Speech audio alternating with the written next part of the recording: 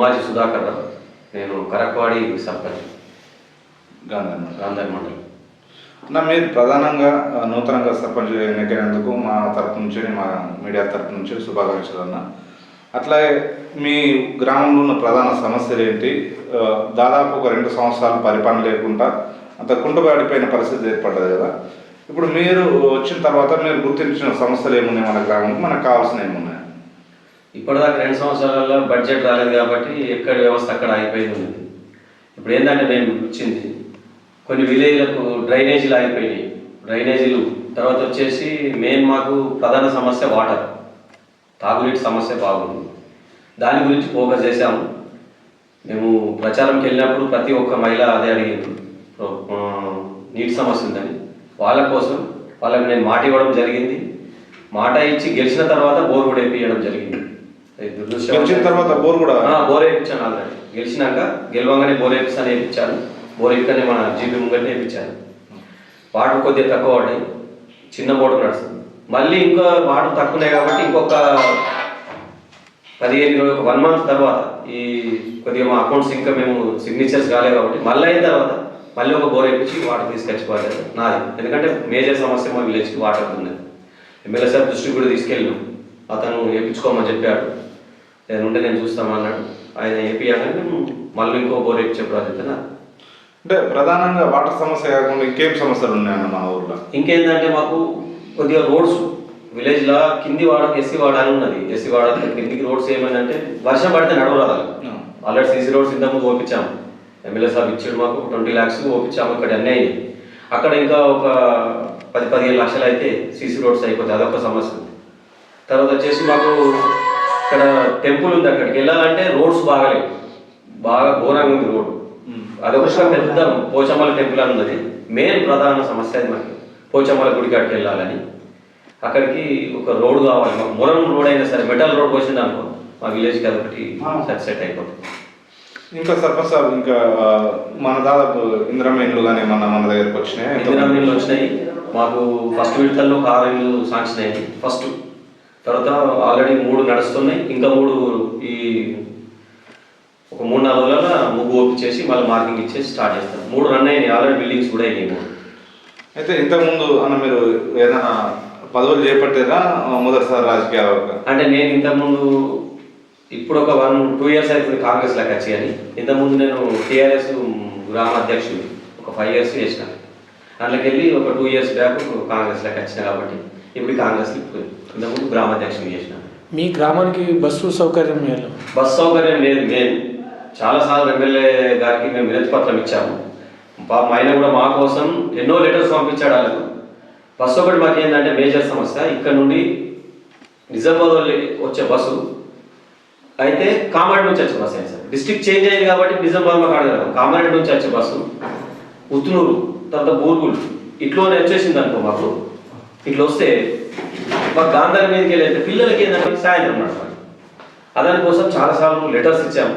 మళ్ళీ ఎమ్మెల్యే సభ కూడా పడతాం. మళ్ళీ తీసుకొచ్చే బాధ్యత మేము కంపల్సరీ చేస్తాం. అదొకటి మెయిన్. యోగేష్ సతీష్, కరక్వాడి ఉప సర్పంచ్.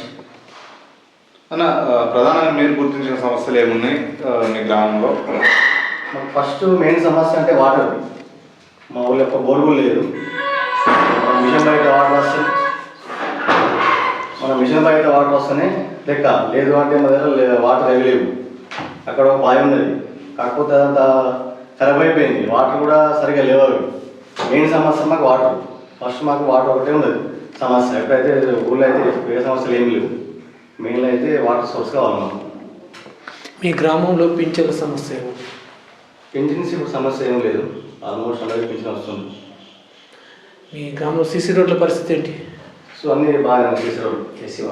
ఎస్సీ వాళ్ళ ఒకటి డ్రైనేజ్ కావాలి, ఒక సీసీ రోడ్ అంతే. పింఛన్స్ వచ్చేసరికి కొంతమంది ఎలిజిబుల్ ఉన్న వాళ్ళు ఉన్నారు. వాళ్ళకి ఏమైందంటే ఇక్కడ ఎలిజిబులే. అప్పుడు సదరంకి వెళ్ళినప్పుడు ఏమైందంటే అక్కడ 0% కొంతమంది పడ్డది, తక్కువ పర్సెంట్ పడ్డది. పాపంలో ఒక 5-6 ఉన్నారు. వాళ్ళని మనం గుర్తించాము. అన్ని లిస్టు రాసుకున్నాం. మళ్ళీ తీసుకొని వాళ్ళకి ఆల్రెడీ వాళ్ళ కలెక్టర్ ఆఫీస్ పోయి ఒక 2 డిలేడ్ చేసాం. అలా డిలేడ్ అయిపోయినది. మళ్ళీ ఇక్కడ కొత్త సదనం చేసుకొని మళ్ళీ వేయమని చెప్పినాం. ఒక 3-4 ఉన్నారు. వాళ్ళ సమస్య ఒకటి పిలిచి చెడు చేస్తే నేను ఆల్రెడీ ఒక 2 తీసేపించిన. ఇంకొక 3 తీసుకోవద్దని చెప్పాలి. ఎమ్మెల్యే గారితో అనుబంధం ఎట్లుందన్న? అంటే మీ సమస్యలు వివరించారా? ఎమ్మెల్యే గారు సార్ వెళ్ళాము మేము, మాకు 100% సపోర్ట్ ఉన్నది. ఏంటంటే మా విలేజ్కి ఇక పక్క విలేజ్ కదా, మేము ఇది కావాలనగానే ఇచ్చేస్తాం. మొన్న బోర్ చిన్నగా అడిగినాను, బోర్ కావాలన్నా. పోయిన సంవత్సరం వేసినాం ఒక బోర్, ఫెయిల్ అయిపోయింది. మళ్ళీ ఇప్పుడు గెలవగానే మళ్ళీ ఒకటి వేసినాం. మళ్ళీ ఇట్లా అయిందన్న ఎక్కించుకోండి అంటే లేదు, మళ్ళీ ఒకటి తీసుకుందాం, అట్లా ఏం లేదు. కానీ విలేజ్ వాటర్ కావాలేమో ఆయన కూడా మాకు మంచి సపోర్ట్ చేస్తారు. ఆల్మోస్ట్ 5 months 2 బోర్లు వేసినాం. 2 బోర్లు కూడా మాకు గ్రౌండ్ వాటర్ తక్కువ ఉండి, ఒక్కొక్కటి 640 feet దాకా వేసినాం. గ్రౌండ్ వాటర్ తక్కువ ఉండి ఏం వాటర్ రాలేదు. మీరు గ్రామంలో మీ విద్య గురించి ఏం చెప్పగలుగుతారు? విద్య ఇంకోటి మాకు కరెక్ట్ టీచర్ లేడు సరిగ్గా. వాళ్ళు ఒకళ్ళే వస్తారు, అప్పుడప్పుడు వాళ్ళే ఏ టైంకి వస్తారు ఏ టైంకి వస్తుందో మాకు తెలుసలేదు. పర్మనెంట్ టీచర్ మాకు లేడు. మంత్లీ ఒక 2 times కూడా చేంజ్ అవుతారు. వేరే వాళ్ళు ఎవరో వస్తారు ఎవరో పోతారు, కరెక్ట్ లేదు. అది విషయాన్ని కూడా ఎంఈఓ దగ్గర తీసుకెళ్ళాం, మండలి వెళ్ళిన అక్కడికి. మీరు మరి స్థానికంగా మీకు వైద్యంకి అయితే పరిస్థితి మీకు ఎట్లా ఉంది? వైద్య పరిస్థితి వైద్యం అంటే మాకు ఏంటంటే ఇప్పుడు ఏదైనా సమస్య వస్తే కంపల్సరీ గాంధార్ వెళ్ళాలి, లోకల్ మాకు దగ్గర. ఇక్కడ ఎమర్జెన్సీ ఉందామంటే ఇక్కడ ఏం లేదు, ఒకటి ఆర్ఎంపీ డాక్టర్ ఉంటాడు ఇక్కడ, ఆయన చూడాలి. చూసేదని ఉంటే గాంధార్ లేకపోతే కామరెడ్డి. మరి మీకు పల్లె దవాఖాన గురించి మీ ఎమ్మెల్యే గారి దృష్టికి ఏమైనా తీసుకెళ్ళదలుచుకుంటున్నారు మీరు? పల్లె దవాఖాన గురించి తీసుకెళ్ళాలి, ఎందుకంటే మాకు ఏదైనా ఎమర్జెన్సీ వచ్చింది అనుకో, అంత దూరం వెళ్ళాలంటే ఇబ్బంది అవుతుంది. కాబట్టి మేము కొత్తగా వచ్చాము ఇప్పుడు.